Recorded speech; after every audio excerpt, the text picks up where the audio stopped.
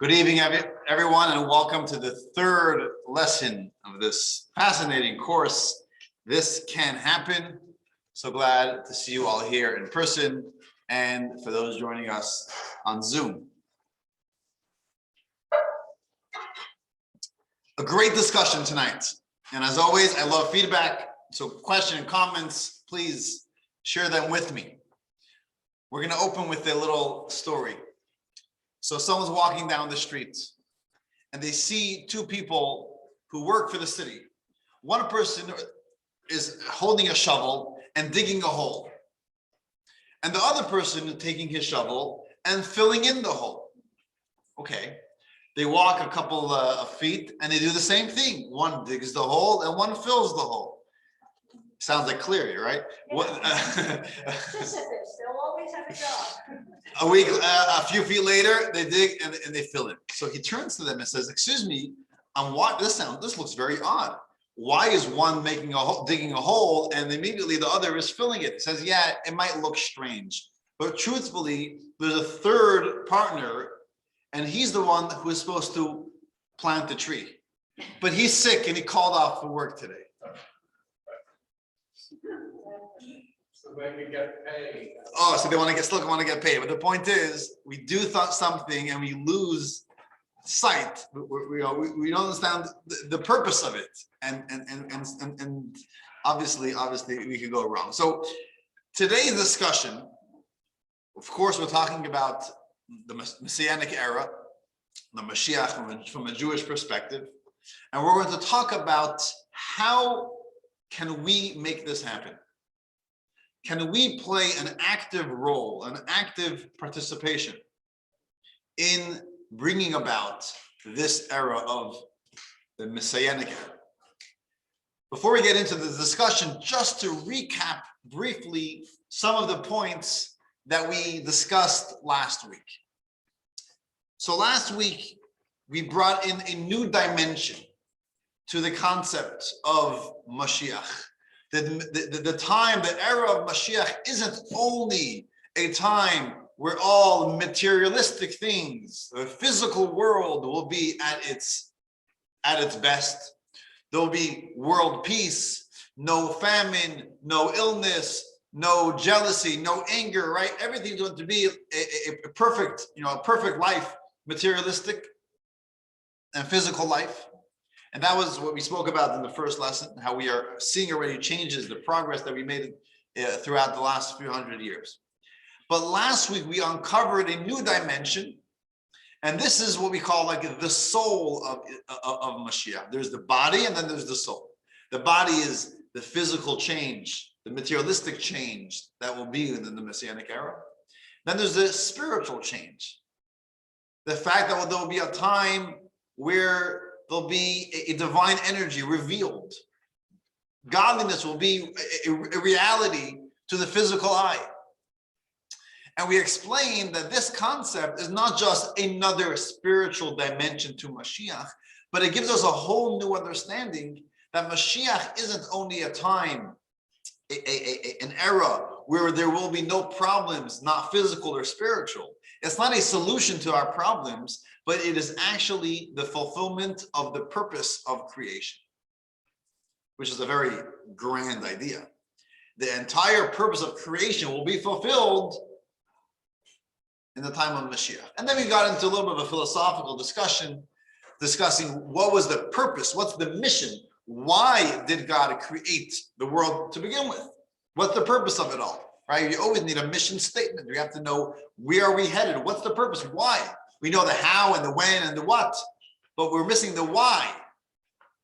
And we brought from the Tanya that the why is because God wants to have a home here on planet Earth, a place where God feels comfortable, is revealed, its essence is here in this world. And we explained that first he has to conceal himself.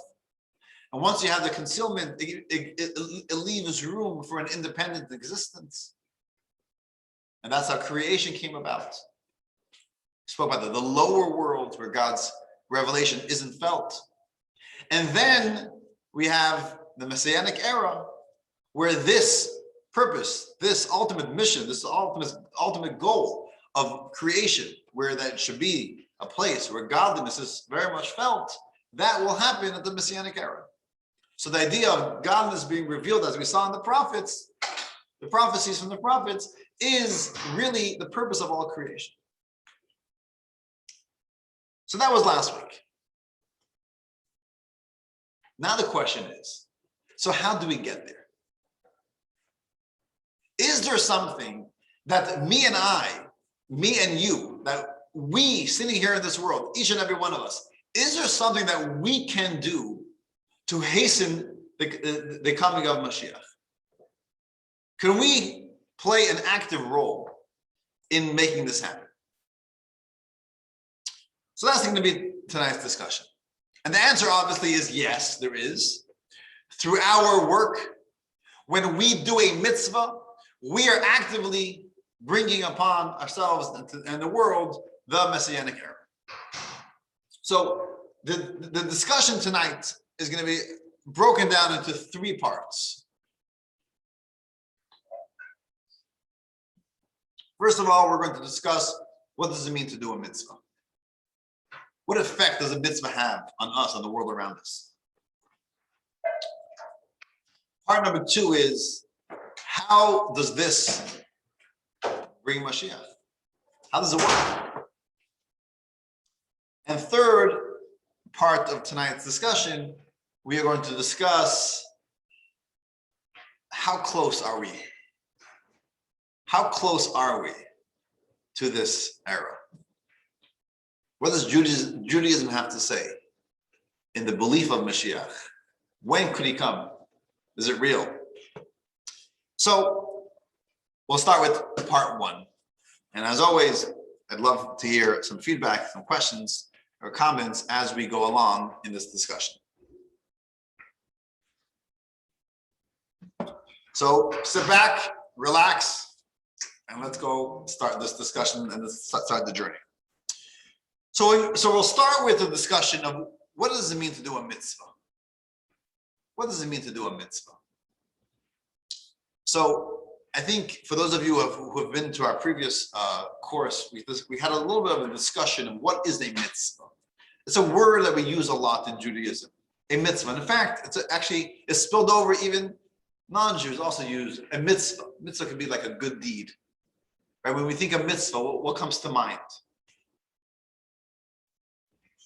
A donation, a good deed, kindness. Okay, anything else? Altruism. Okay. A mitzvah, I think what the common denominator between what was mentioned just now is that it helps, it's something to do, an act of goodness and kindness to help other people. That is a mitzvah. Selfless. And it's selfless. You're not doing it for myself, I'm doing it for the other. Now that is a mitzvah, but there's also other types of mitzvahs. Fulfilling a commandment. Oh, what's a commandment? The word mitzvah in Hebrew actually means a commandment. That's the word mitzvah. The etymology, it means a commandment. It's a commandment from God. God gives us many commandments. If you count them in the Torah, there are 613 commandments. Instructions. Do this, don't do this. There are positive commandments and there are negative commandments. There are commandments, there are mitzvahs that have to do between human and human, person and person. See, me and you, like we just mentioned. 2, love your fellow as yourself is a very obviously more of a general mitzvah. There's visiting the sick, giving charity, respecting others, respecting your parents, not to harm others, not to steal, not to, right? There's positive and negative commandments in regards to people. And then there are negative and positive commandments in regards to us and God. Mitzvahs like light Shabbat candles, put on tefillin, keep the Shabbos, fast on Yom Kippur, hear the shofar on Rosh Hashanah, eat matzah on Passover, put up a mezuzah, not to eat a cheeseburger, right? So So there are many positive and negative commandments that have nothing to do with other humans. It's just between me and God. I can be isolated. I can be stranded on a deserted island, but I still got a mitzvah between me and God.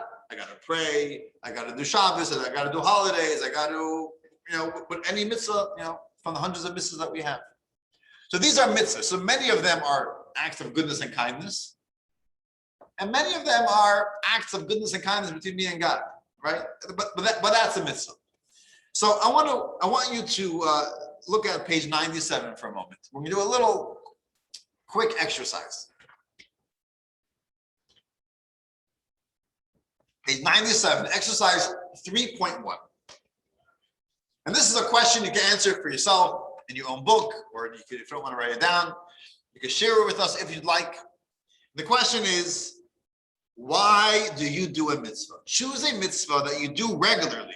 For example, attend Shabbat services, keep kosher, give a charity, put on tefillin, study Torah, or any other mitzvah that comes to mind. Why do you do this mitzvah? Select one or more of the following. Is it because God said so? It makes my life more orderly and stable. It makes my life more spiritual. It strengthens my Jewish identity. It feels right. It makes the world a better place. I believe that God will reward me for doing a mitzvah.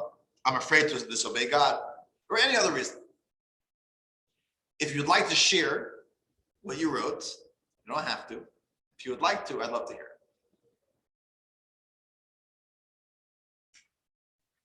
And for those of you on Zoom, I see Angela write, it makes the world a better place. Okay, Angela, that's a beautiful reason. It makes the world a better place. Who does not want to make the world a better place? So we do our mitzvah. Anyone else wants to share something? Yes, Stephen. Strengthens the Jewish identity. It makes my life more spiritual. Okay, good. It feels right. It just feels the right thing to do. Yep. Caring for the sick.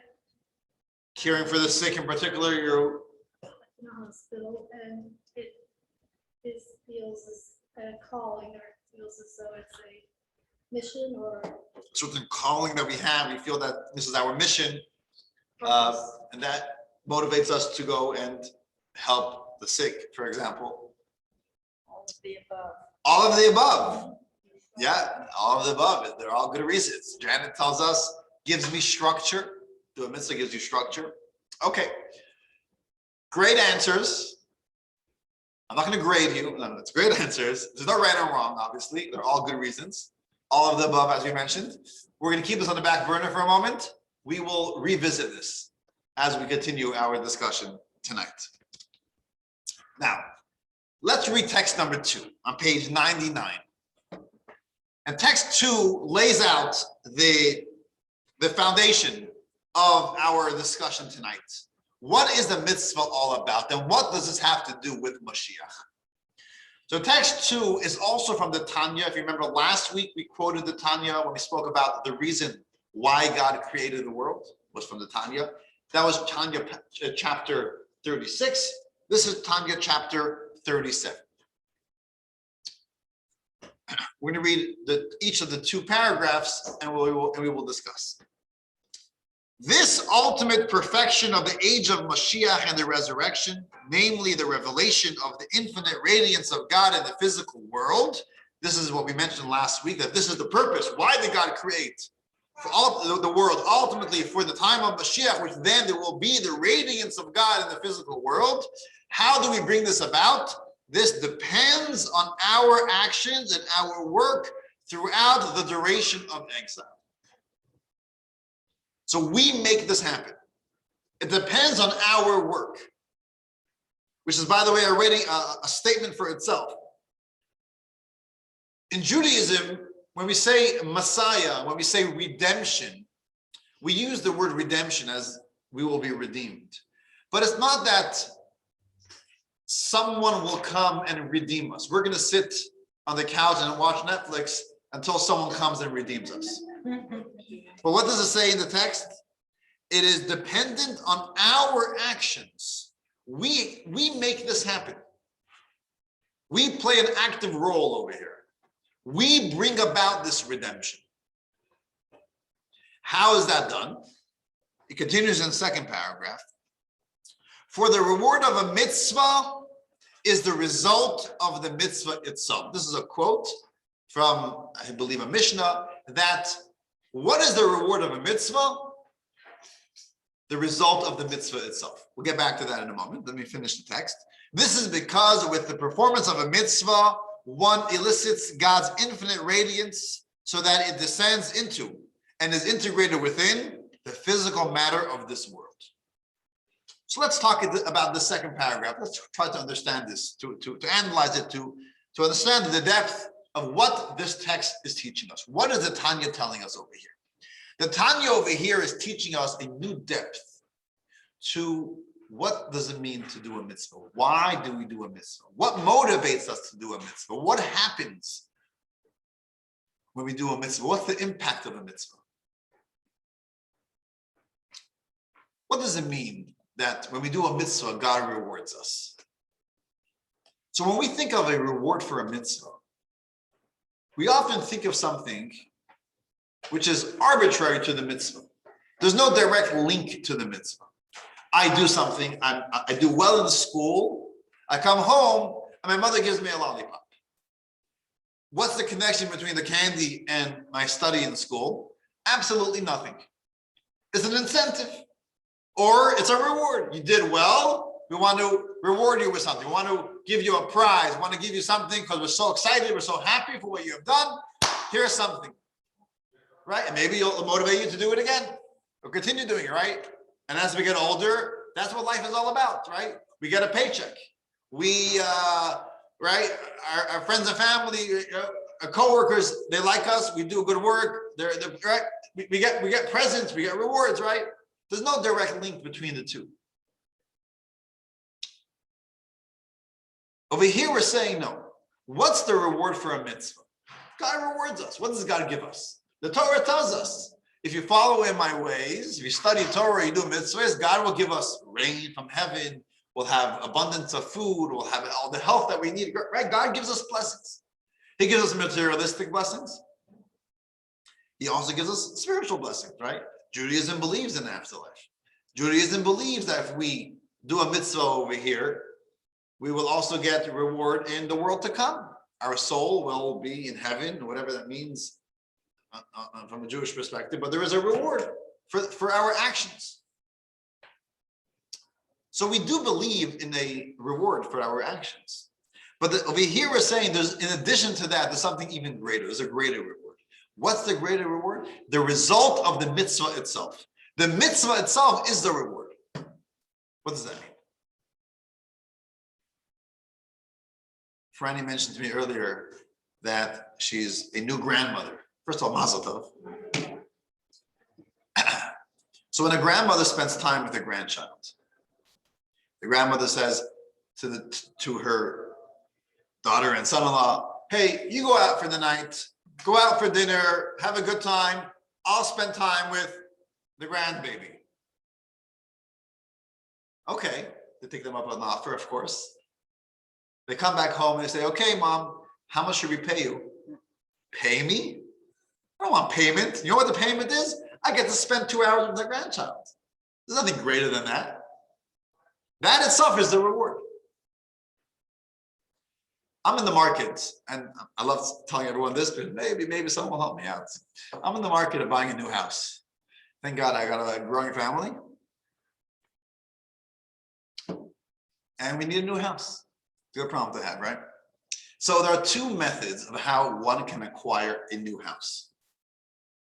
Method number one,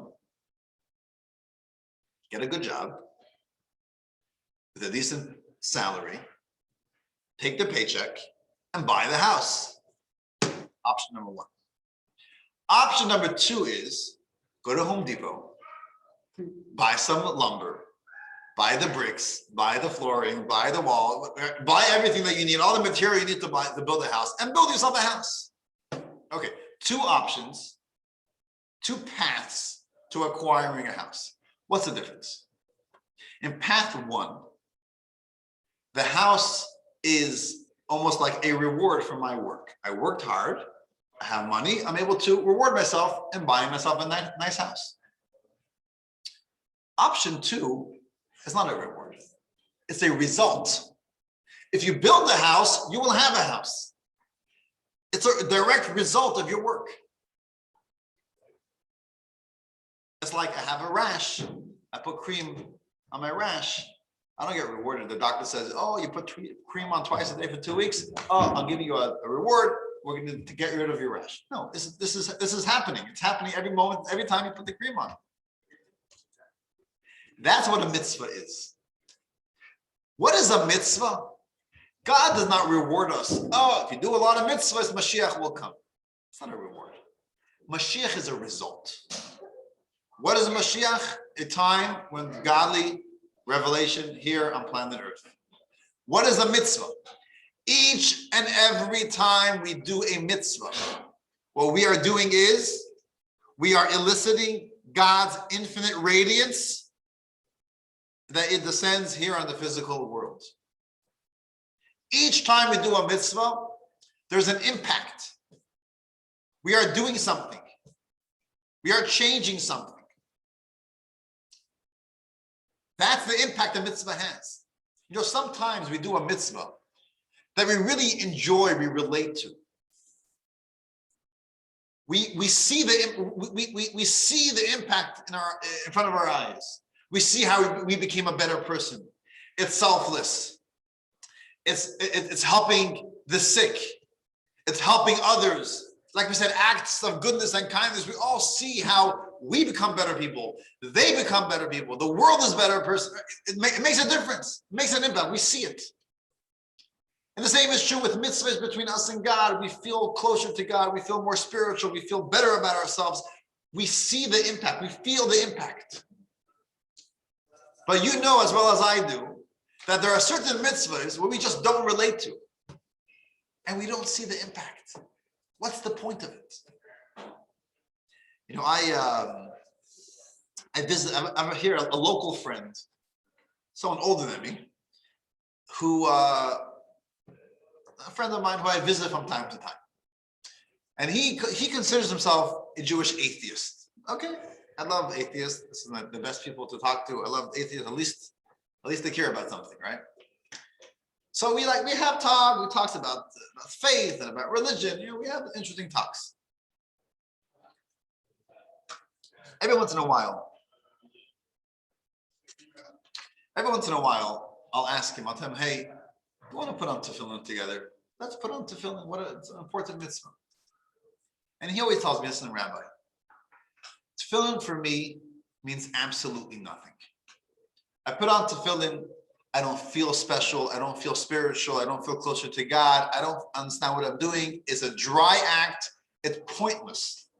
It's pointless. Why are you asking me to put on tefillin?" Every once in a while, he puts on tefillin. And he tells me clearly, "Rabbi, I'm doing it because I like you. And I want to do you a favor. I know that you care about these things. So I'll put on tefillin for you, but it means nothing to me." Is there a point in this person's tefillin, in this person's mitzvah? And perhaps we also have those mitzvahs that we just don't relate to. And either we refrain from doing it, or if we do it, it's completely dry, maybe out of guilt. You know, we'd rather do the mitzvah, endure the pain of the mitzvah than the pain of not doing the mitzvah, right? What's the point? What happens? What's the impact? What do we achieve by this mitzvah? And text 2 tells us, yes, you achieve a lot. You know what you achieve?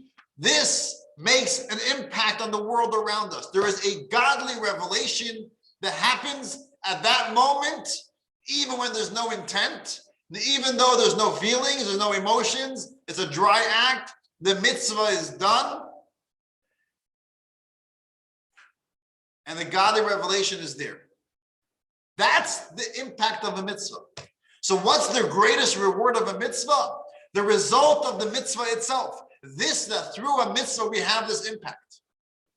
Now, obviously we're thinking, well, I don't see a lightning from heaven. I don't see this godly revelation, this godly spark, this elevation that was happening when we do a mitzvah. I don't see it.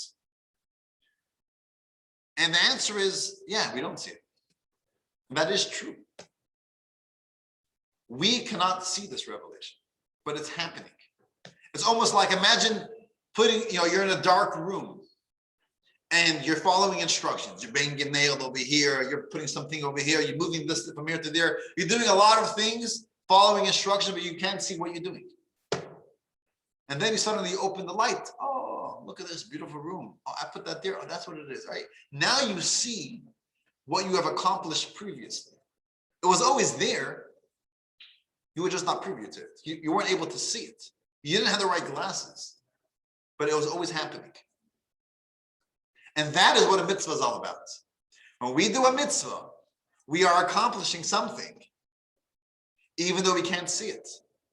There's drops dripping in a cup. The cup is filling up. We just don't see it. When will we see it? When that cup is full and Mashiach comes. And now there'll be a full cup. When Mashiach comes, it's not a reward. Oh, you did so well, I'll reward you with Mashiach. No, it's a direct result of our actions. So if I ask you, true or false, do our actions bring Mashiach? I would say perhaps more accurately, our actions, our mitzvahs make Mashiach. Mashiach is a direct result. Again, it's not someone coming and redeeming us. We are redeeming ourselves. We make it happen. Every time we do a mitzvah, we are bringing upon Mashiach closer and closer. Again, what's Mashiach? Mashiach is godly revelation. What's a mitzvah? Godly revelation.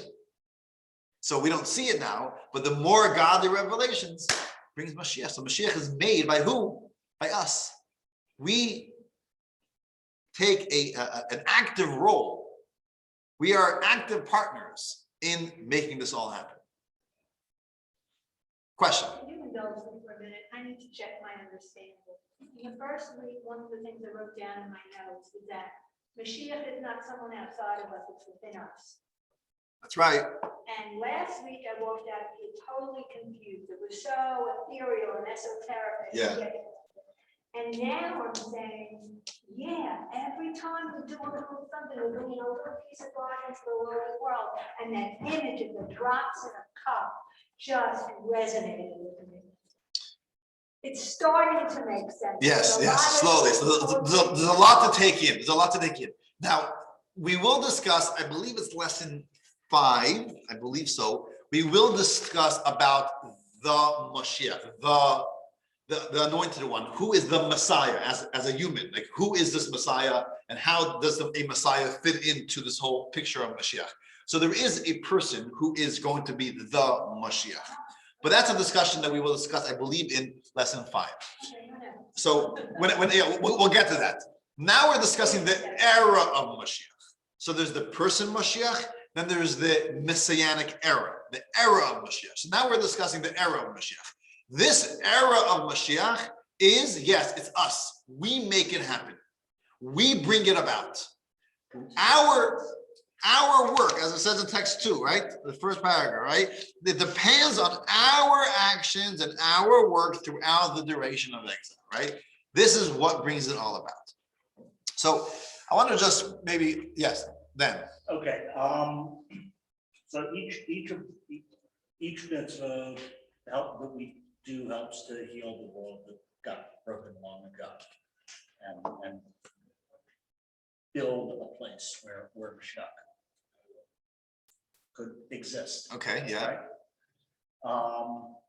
Our mitzvot of following the negative commandments as powerful as the mitzvot of the positive commandments. Great question.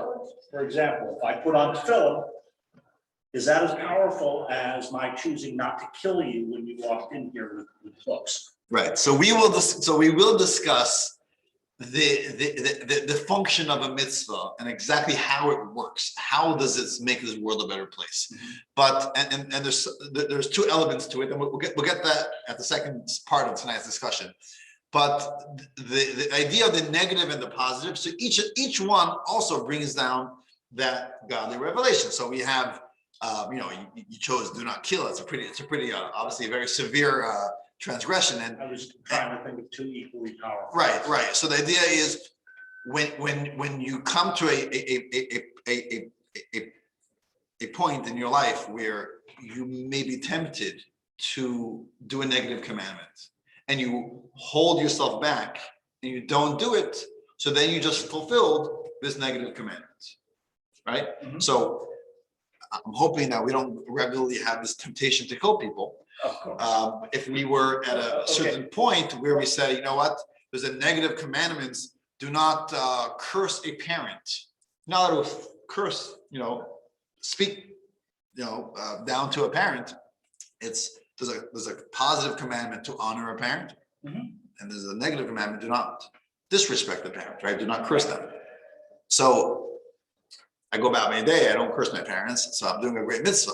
But if I get really angry at my mother and I really want to share my mind, right? And I don't, I just did a mitzvah. So I fulfilled the negative commandment of not, so there's a positive commandment of respecting a parent, and then there's also the negative. So there's 613 mitzvahs. So there's a lot of negative, a lot of positive. But yeah, either one, whether it was a positive act or that I refrain from doing a negative act, either one elicits God's radiance and, it makes a difference. Yeah. So if you're not even tempted, or it isn't even a passing thought in your mind to do any of the negative things, Like that killing we're you, forbidding, that was not an actual thing. are you fulfilling the mitzvah? Because you're not refraining because you're not even tempted, or you're not even. So right. So there's obviously layers to it. Yeah. So I'm sure there is, to a degree, you are fulfilling the mitzvah, but it's not the same as it is when you actually have that temptation, or if you're in that circumstance where you could or would and you don't. Well, what about the thought of, I know that there are some who can believe in Israel who don't believe in the state of Israel because it's forcing God's hand, and that we shouldn't, as men, force the state of Israel to be. And what about the mitzvah? Is that forcing God's hand? What do you mean by a mitzvah? Well, I mean, isn't it all up to God? And are we imposing our will by saying we are making the Messiah come, or we are forcing the Messiah to go? And what about the people who don't believe that the state of Israel should exist because it's forcing? Great question. So I'm looking if we're going to discuss the ingathering. I'm not sure if it's discussed in this course. We're talking about the state of Israel, where there's certain groups that are against the state of Israel. It's a discussion for itself. It's not really a general discussion in enforcing God in general. It's a specific understanding the way they interpret a certain law in the Talmud in regards to Israel. So the way they interpret it, they have issue with the modern state of Israel. It's not a general idea of how we manipulate or change God's will. On the contrary, when it comes to the general mitzvahs, God tells us, God wants us to do a mitzvah to bring Mashiach. In fact, that is why we are here. It's not just a side thing. Hey, while you're at it, do a mitzvah. He created me and you, for what reason? That we should do a mitzvah and bring the world to its purpose. That's why we are here. So in regard to the modern state of Israel, it's a technical discussion of if this transgresses a certain law in the Talmud in regards to the Israel, which we could discuss after class. I'll be happy to further discuss that. Last question. Yeah. Last question. There are a number of mitzvahs that we cannot fulfill because the temple doesn't exist. Correct. Can we bring about the Messianic era without fulfilling those mitzvahs? That's a great question. Dan is asking, well, we cannot fulfill all the mitzvahs, right? Because some of it depends on circumstances. For example, the temple or many others.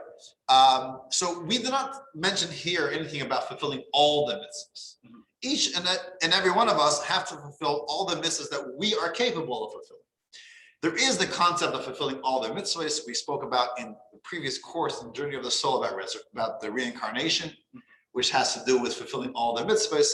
But we believe that our generation is basically we hope to believe that this is the last generation before the Messianic era. So we are assuming that all the mitzvahs that have to be done, we just have to finish the last ones, and we're all done. But that's a lengthy discussion in regards to reincarnation, which we could discuss afterwards. Okay. To further elaborate on this idea of there's things that are happening that they are a reality, but it's not the reality that we could necessarily sense with our five senses. I want to give you an analogy. I'm going to share the screen, and if you are here in person, you can look at the screen. For those of you who are on Zoom, so what do you see on the screen over here? What's the picture on the left? Piano. I think it's safe to assume that this is a piano. Y'all get a check. Now, I want you to imagine three different universes. Universe number one is our universe. Universe number two is a universe that is exactly like our world, but with one difference. There is no concept of music. Music does not exist. There never was a musician. There never will be a musician. The concept of music does not exist in this universe. Universe number three is a universe without human beings. All there is in this universe is woodpeckers. Okay? Three universes. Now, you place this object, this piano, or whatever it is, in universe number one. You put it in a mall, you put it in an airport. What's going to happen? You have a beautiful piano. You might have a pianist who really enjoys playing piano, loves the attention, people who gather around to watch. They sit down and they play a beautiful, beautiful melody on the piano. Okay. You put this in universe number two. What are people going to do with this? You have over here the middle picture on the screen. What are people going to do with it? Are they going to play piano? They don't know what a piano is. They don't know what music is. They're going to examine it. They'll say, looks like a table, a beautiful table, an odd-shaped table. They might start taking it apart. There's some type of instrument. I'm not sure what it does and what the purpose of it, but maybe they'll use it to put a vase on it. They might use it for, have a nice display of food. It's a nice, interesting table. You put it in universe number three. You know what it is? It's a lot of wood. And we can just eat it. The woodpeckers can eat the wood. The same object in three different universes. Each universe sees it for their own reality. And that is true with our reality as well, our world, right? God created a world. We could be like the woodpeckers. And whatever we see, it's all about food. It's all about ingestion. It's all about what can this do for me? How could this, how could I gain pleasure from this? How can this make me better, or I can enjoy it, right? How can this preserve me, right? It's all about the intake. That's one type of reality we may live in. Then there may be a more sophisticated reality. We may be like universe number two. We may see this as, oh, there's more to the world than just wood. It's not just a piece of wood. It's an instrument. There is spirituality in this world. There's something more to the actual material. But then we could be in the universe number three. We could see the world as a beautiful piano.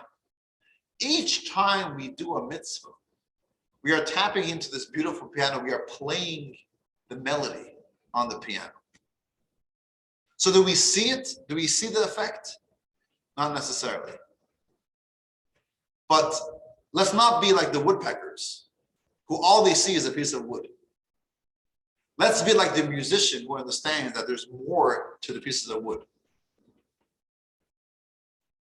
Do we need belief for this? Perhaps. The Torah tells us what their true reality is. The designer, the builder, the creator of the universe tells us, gives us the manual, This is how this is the point of it all. This is how you can use it, right? You can buy yourself a really sophisticated phone, lots of apps, lots of you can do lots of things with it. But all I need to do with it is to make a phone call and maybe use it for an alarm system. But I'm paying $1,000 for the phone. That's nice. But for the same token, you can buy a $50 phone. Are you using it to its fullest? And that is the way we have to approach life as well, right? There's more to life, there's more to the world around us than the naked eye can see. And what is it? When we do a mitzvah, it has an impact. And through this mitzvah, we ultimately bring Mashiach. So ultimately, if we ask, what is the purpose of everything, is that the world should reach Mashiach. So us doing mitzvahs is really our part in bringing the world to its purpose. You know, in 2 weeks' time, there's a Jewish holiday. The Jewish holiday is a holiday of Shavuos. Shavuos is the holiday where the giving of the Torah happened.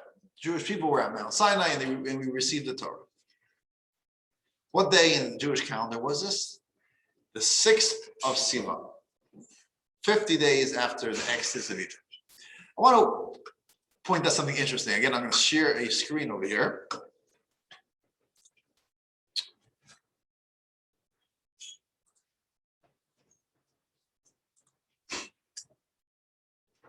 So if you see on the screen, this is going back to the beginning of time. Beginning of creation. God created the world in how many days? In 6, right? At the end of every day, God tells us that it was evening and it was morning, one day. Evening and morning, a second day, a third day, a fourth day, a fifth day. And now it comes to the 6th day. What does the Torah say? Vayihi Era, Vayihi Boker, Yom HaShishi. In Hebrew, he adds an extra hey, which means it was evening and it was morning, the 6th day. It doesn't say a 6th day as it does in the previous days. The 6th day. Oh, what does the mean? The famous 6th day, the 6th day that everyone's talking about. What's the 6th day? So right away, Rashi comments, the leading commentator on the Torah. What's the famous 6th day? It's the 6th day of Sivan. It's the day that the Jewish people received the Torah. And what's the message? The message is right at the beginning of creation, as we concluded creating the universe, God says, what is this all for? It's all for that one day on the 6th day of Sivan, the Jewish people receive the Torah. They follow in the Torah's way. They do a mitzvah, many mitzvahs. And through that, they bring the world to its purpose, which is when the coming of Mashiach. So really, right at the beginning, the Torah tells us, not just, as we mentioned last week, that the purpose of creation is the era of Mashiach, but also how do we get there? How do we get there? By following in the Torah's ways. That is the way it's done.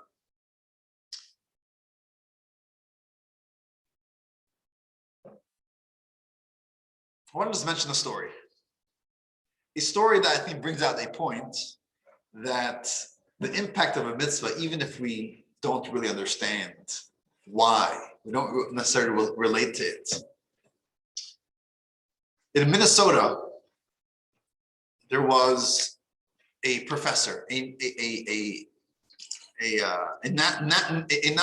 NASA professor of biology, who was very, very prestigious professor, a Jewish person. His name was Velvel Green. Have you heard of Velvel Green? Passed away a number of years ago. He lived in Israel in his later years. And he was a young Jewish professor, extremely secular, had nothing to do with Judaism, in the University of Minnesota. One day, I think this was in the 1960s, a new rabbi moves to town, a Chabad rabbi, Rabbi Moshe Feller, may he live and be well. And he's trying to create a new, Chabad house, a community, trying to reach out to some of the local Jews to be involved in, more involved in Judaism. And he's making a dinner, his first dinner, and he feels like, he needs a big name.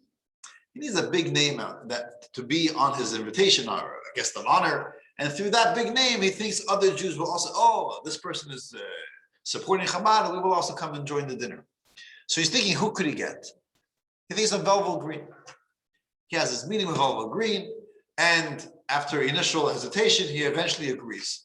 And the dinner goes very well, and Velvel Green and Rabbi Feller start to develop this relationship. And over the years, Dr. Green becomes more and more observant, eventually becomes a full observant Jew. He moves to Israel. A very interesting story. He wrote many books on the Torah and science. Very interesting life. Here's one story about Velvel Green. He wasn't keeping kosher at the time. He had an interesting relationship with Rabbi Feller. He was once taking a flight with a stopover somewhere. And he tells Rabbi Feller, I'm not going to be around for whatever it is. I'm flying. So Rabbi Feller says, Dr. Green, I have a favor to ask of you. Oh, Rabbi Feller, what can I do? You're flying on the plane. They sell or they give kosher meals on the plane. I know you don't keep kosher, but I think don't do it for yourself. I think for the other passengers, perhaps many other Jewish passengers, if they see that Dr. Green is ordering kosher, that might inspire them to order kosher. So maybe just for others, order the kosher meal. Dr. Green wasn't really interested, but he reluctantly agreed to this request. He orders this kosher meal. He gets onto the plane. The stewardess comes around with the regular meals, and she gives one to Dr. Green. Dr. Green says, no, I'm sorry. I ordered a kosher meal. All heads pop up. Really? Dr. Velvel Green? He is ordering a kosher meal? Really? Wow. The stewardess comes back a few moments later and says, I'm really, really sorry. I have to apologize. We don't have your kosher meal on board. Would you like a regular meal? Now, what does Dr. Green say? Dr. Green said, well, I had no problem eating the regular meal, but now that I already asked for kosher and everyone heard of me, now I should go back on it. He felt guilty. So he said, no, thank you. I'll just maybe have some fruit, whatever it was. He didn't take the meal. But guess what? Inside, he was really, really angry. He was angry with himself. Why did I agree to this ridiculous request? And he was angry at Rabbi Feller. What are you making me sugar? You're making me crazy over here. He has a stopover. He gets off the plane. It's like 11 p.m. He's waiting, whatever it is, 45 minutes for his next flight. He sees a hot dog stand in the airport. And boy, was he hungry. And he was mad. He says, I'm going to have not just one hot dog. I'm going to have 2 hot dogs. But before I can buy that non-kosher hot dog, I need to make a phone call. He goes to a payphone. Are you old enough to remember what that is? He goes to a payphone. For you. Yeah. I barely remember payphones. He goes to a payphone. And he calls Rabbi Feller. 11 p.m. at night. Rabbi Feller answers. Dr. Green, is everything all right? He says, Rabbi Feller, I want you to know, I'm in the airport and I'm hungry and I see a non-kosher hot dog stand. I want to let you know that I'm about to buy not just 1, but 2 hot dogs. And while I eat every bite, I'm going to have you in mind. There's silence. And Rabbi Feller says, Velvel, you asked me in the past, what's the purpose of it all? Why are we here? Why do a mitzvah? You know what the answer is? Right now. The purpose of it all is that right now, you should refrain from eating that hot dog. Dr. Green says, Rabbi Feller, I always knew you crazy. Now I know you're double as crazy. And he hangs the phone, gets in line. He's about to make his order for the hot dogs. And the last moment he says, no, I just can't do it. And he never ate a non-kosher food in his life since then. I'm telling you this story because I think there are times in our lives we feel sometimes the same, where it doesn't make sense. We don't feel why we're doing this particular mitzvah. But the Tanya teaches us that every time we are in a situation where it's a difficult perhaps, the challenge, the struggle, and we refrain from a negative commandment, or we push ourselves and we do it even though we don't want to, we don't feel, we don't know the reason, we don't have any feeling and emotion, enthusiasm, nothing. It's a dry. I'm just doing it. The Torah tells me to do it. It makes an impact.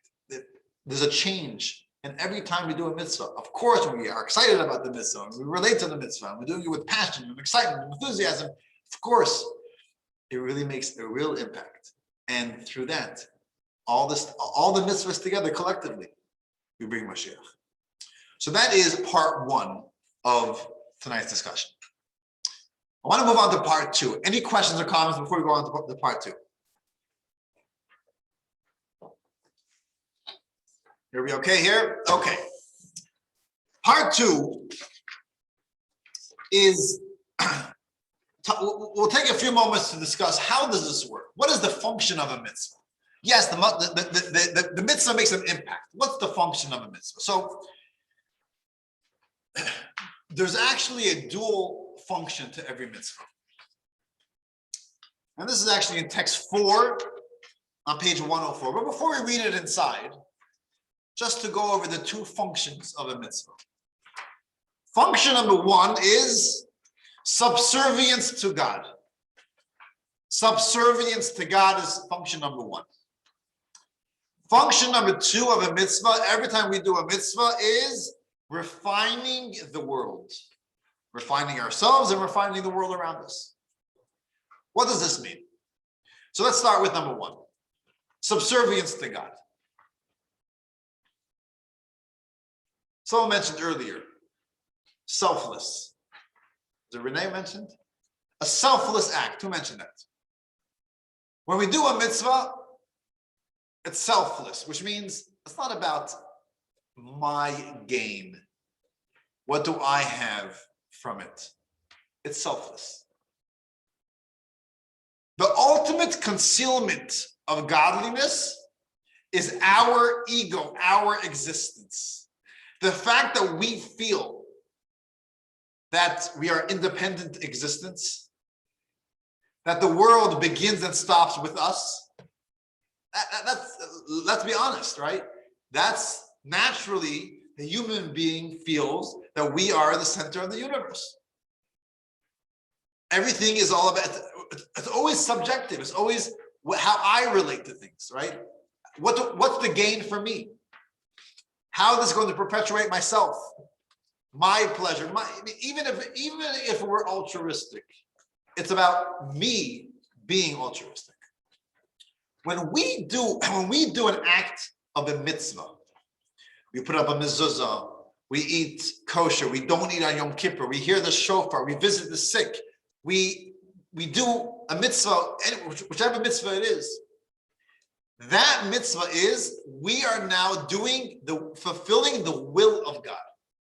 We are recognizing it's not all about me, myself, and I. It's about God. There's a God in the picture. That itself brings us, like it subjugates our ego. It subjugates ourselves. And that brings God into the picture. So there's subservience to God. This is equal to any mitzvah. The mitzvah do not kill, the mitzvah to don't eat on Yom Kippur, and the mitzvah to put up a mezuzah. Any mitzvah, a mitzvah which seems to be a heavy load mitzvah or a lightweight mitzvah, it's the same thing. Every mitzvah is the will of God. And when we fulfill the will of God, there's less me and there's more God. We are less selfish and more selfless. Every mitzvah is the same. That is one function of a mitzvah. Function number 2 of a mitzvah is the refining of the world. When we do a mitzvah, we are refined. The world around us is refined. It changes our character. And it elevates the world around us. The physical objects, the utensils that we use to do this mitzvah. And the refinement of the mitzvah is different with every mitzvah. Every mitzvah refines a different element of the world, of ourselves, of our character. There's big mitzvahs and there's small mitzvahs. But every mitzvah, to whatever degree, refines ourselves and refines the world. I want to read text 4 inside. Page 104.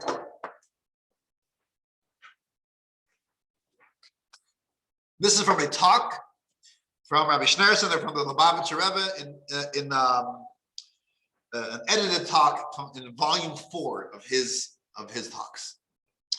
There are two aspects to every mitzvah. One aspect is the fact that with every mitzvah that we do, we fulfill God's will. In this regard, there is no difference between one mitzvah and the next. An individual fulfills a mitzvah not because of its unique qualities and its unique effects, but simply to carry out God's will. This aspect of the mitzvah is amply demonstrated in the observation of Rabbi Shneur Zalman of the Adi, that if we were commanded to chop wood, we would do it in obedience to the divine will with the same enthusiasm as we fulfill the mitzvah of tefillin. Right? He uses an example. Go out and chop wood. What does chopping wood have to do with nothing? There's no significance to it. But all it is, in theory, if this was the will of God, we'll do it with the same enthusiasm because it is fulfilling the will of God. Every mitzvah is equally important. The second aspect of a mitzvah is that each mitzvah brings a spiritual refinement to the individual performing the mitzvah. Similarly, the mitzvah brings a spiritual refinement to the objects with which it is performed and ultimately refines the world. The difference between these two elements is that with the first aspect, the specifics of the mitzvah are irrelevant. All mitzvot are equal, for they are all equally God's will. By contrast, the second element that highlights the significance of each mitzvah's specific details. For each mitzvah brings a dissimilar branch of a spiritual enhancement to the soul, and it refines the world in a different way.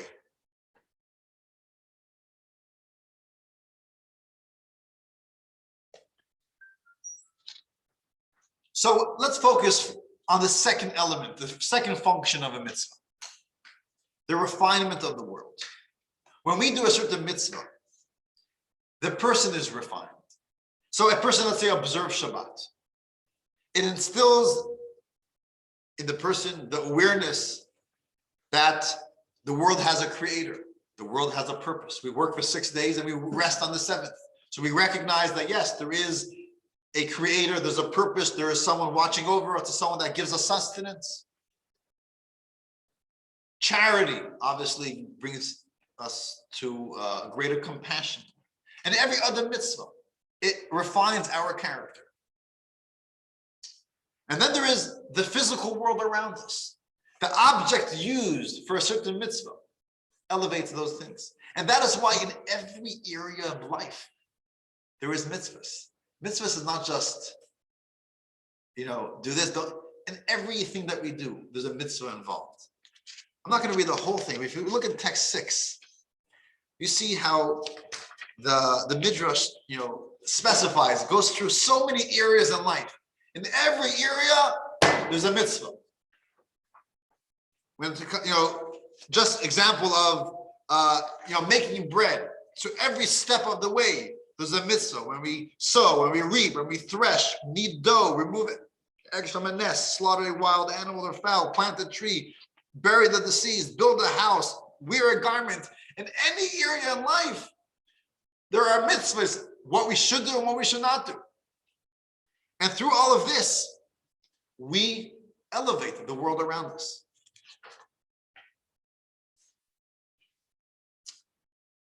So for example, a very, very practical example of what does it mean that we elevate the world around us? We're sitting now around the table. We're sitting in our homes. We have, we're sitting wherever we are in our homes, in our office, on Zoom, studying Torah. Is studying Torah a mitzvah? You bet. It's a great mitzvah. One of the most important mitzvahs. So we are right now actively doing a mitzvah. In other words, we are now actively bringing Mashiach. We're doing a mitzvah. Now, because we're doing a mitzvah, so besides that, we are elevating our minds, our brain, our because we are using it to study God's will, to study God's Torah. We are also elevating everything that all the objects, all the utensils, everything that we are using now in order to help us study Torah is being elevated. And we are revealing the godly spark within it. So for example, we have tables, we have paper, we have water, we have computer, we have internet, we have AC, we have carpets, we have everything around us right now is being fulfilled. Its purpose is coming into fruition. It's being elevated because it's being used for a mitzvah. This bottle of water, what goes into this? We have the water, we have the plant and all the science that goes into it, and all the machinery of the water, of the plastic, of the labels, of everything that goes into it. Right now, when I'm drinking this, which is helping me study Torah, not just this bottle of water is being elevated, but all that is being elevated. This could have been made last week. It could have been made 6 months ago. The technology could have been invented 100 years ago. But now it's being elevated because through that technology and all the science and all the labs and all the universities, it's all being elevated every time we use it for a mitzvah, which is pretty amazing if you think about that. So let's look at a little video which kind of brings out this point. Look at the screen for, I believe this is it.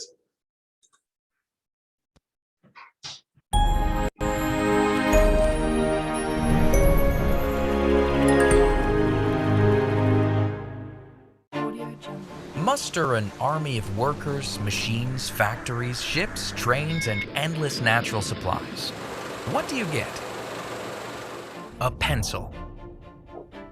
In 1958, Leonard Read penned a classic to document the mind-boggling diversity of materials and skilled labors required for a single manufactured object. He detailed the production of a pencil, speaking in the pencil's voice. My family tree begins with a cedar of straight grain.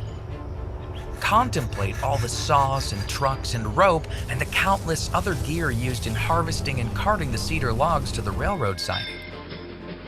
Think of all the persons and the numberless skills that went into the fabrication of these logging tools. The mining of ore, the making of steel and its refinement into saws, axes, motors, the growing of hemp and bringing it through all the stages of heavy and strong rope. Reed describes railroad networks and communication systems that bring the logs to mills, and the millwork that produces thin slats. He asks, how many skills went into supplying the heat, the light and power, the belts, motors, and all the other things a mill requires? Reed includes the workers who constructed the hydro plant that supplies the mill's power, trains that transport the slats, a factory that cost millions to erect and equip with brilliant machines that slit the slats and insert the lead, and the lead itself, produced by mixing graphite mined in Sri Lanka with clay from Mississippi and treating it with Mexican wax. The pencils receive 6 coats of lacquer and are labeled with carbon black mixed with resins. An eraser holder made of zinc and copper is attached, and black nickel rings are added. Finally, the pencil's eraser is a rubber-like product made with Indonesian rapeseed oil, Italian pumice, sulfur chloride, vulcanizing and accelerating agents, and cadmium sulfide. One pencil, millions of dollars, dozens of countries, thousands of miles. But we can add something radical that Reed never considered. What if this pencil belongs to David, who uses it for Torah classes? It helps him observe the mitzvah of Torah study. That changes everything. Divinity generated by their mitzvot illuminates their souls and bodies and elevates the pencil as well. That powerful godly light travels back along the pencil's production route, elevating the factory, railroads, minerals, investments, skills, lives, and all that Reed so vividly described. Think about that the next time you offer charity. Light a Shabbat candle or wind tefillin around your arm. With each mitzvah act, so much of this world is connected with divinity.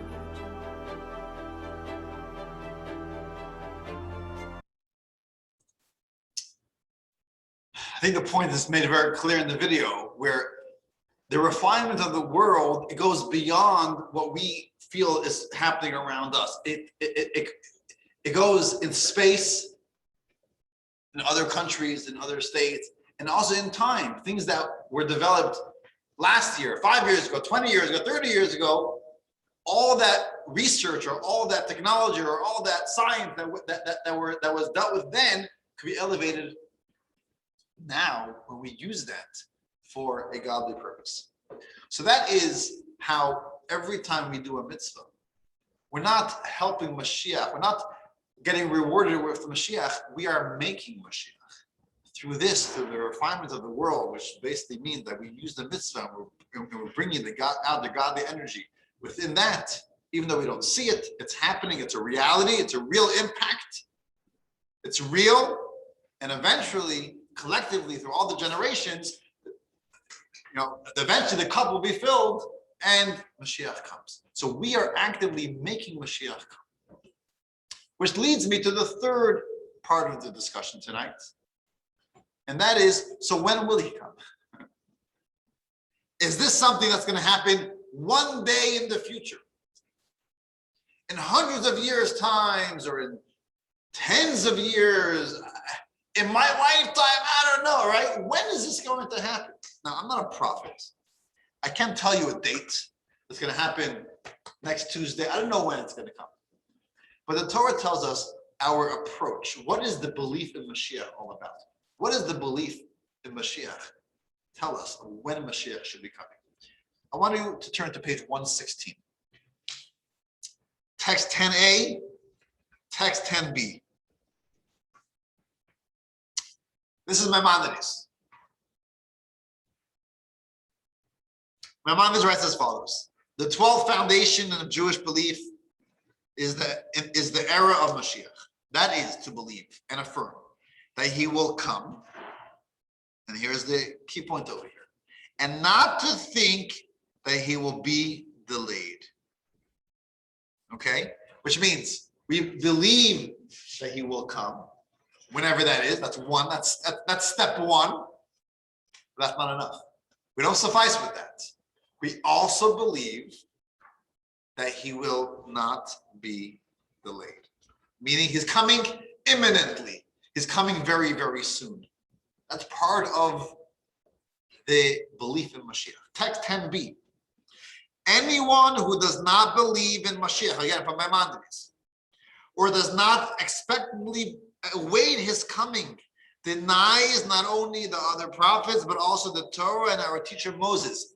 That's a very, very bold statement. Meaning, I could believe in Mashiach, but if I'm not expecting him to come now, if I don't believe that he may come, I'm not awaiting his arrival. I'm not actively waiting for Mashiach. I perhaps believe in Mashiach. I believe it because I'm a good Jew and I'm told that this is what we have to believe in, that one day there'll be an era of Mashiach. But when? Who knows when? God knows when. No, Maimonides says that's not enough.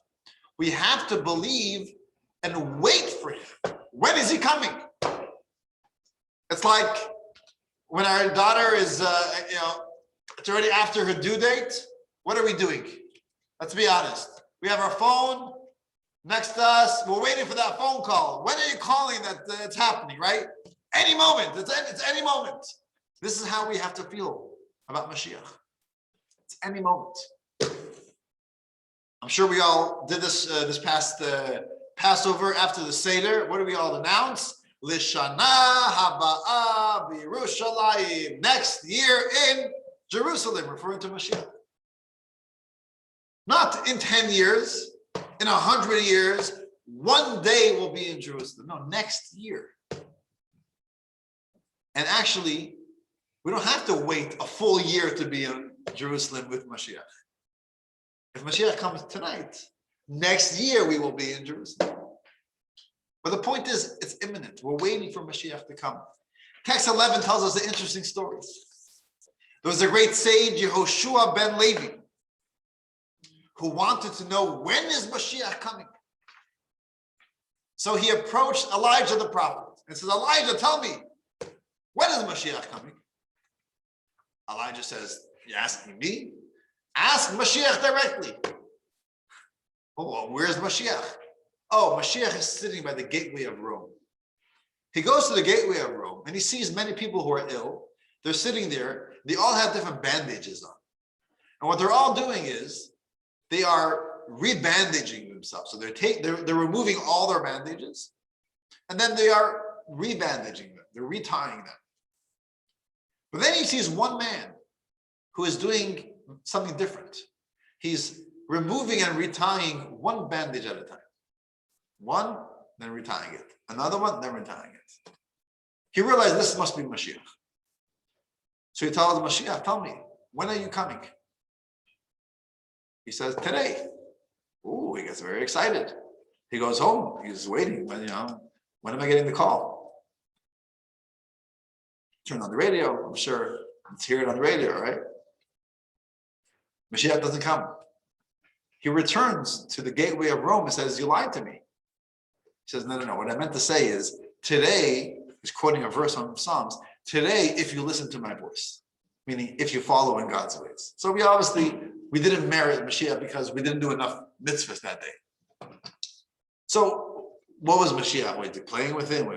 I think the point was that retroactively, if Mashiach didn't come yesterday, we know is because we didn't do enough mitzvahs. But ultimately, we have to believe that yes, today is the day that Mashiach may come. And that is why he was taking one bandage off at a time, because it's so imminent, he might not even have time to remove all his bandages and put them back on. The point, it's a story, it's an interesting story. We have to understand what that means. But the point of the story is, why is the Talmud telling us the story? Is to tell us that the belief in Mashiach is that yes, the Mashiach will come any moment. Today, it's not a belief that one day Mashiach will come. It's real. If you speak to a lot of Jews, sometimes you hear them talking about like, in 3 months' time, if Mashiach is not here by then we're planning X, Y, and Z, right? It's almost like we believe that Mashiach could come any moment. If Mashiach doesn't come, we have to make some plans. So this is the plan if it doesn't happen. There are some people actually on their wedding invitations, they'll write, where is the wedding? In Jerusalem.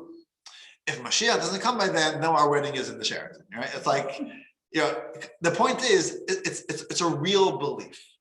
Unfortunately, it's obviously many, many years that Mashiach has not come yet. But it doesn't take away. If we believe, although we look around the world and we say the world is imperfect, there's chaos, there's lots of negativity, lots of darkness in the world around us. Mashiach is ready to come. This is a world of Mashiach. Yeah, we spoke about the progress we made in a lot of areas in life, but morality, ethics, there's so many areas in life where it's falling apart. This is the world that's ready for Mashiach. Do I believe that his arrival is imminent? But if we understand that we're not woodpeckers looking at a piece of wood, there's a whole different reality. The fact that for thousands of years, we've been doing mitzvahs. We've been doing it, our parents and grandparents, generation back and the generation back, it's all piling up. All that is a true reality that we are not privy to, but it's there because every mitzvah makes the impact. So even though what we see just the body, we don't see the soul. So we see one reality, but we know there's a whole other reality.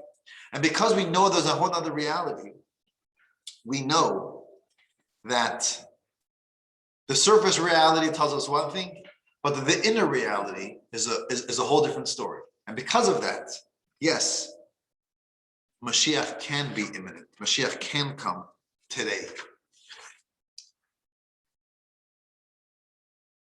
So what do we have to do about this?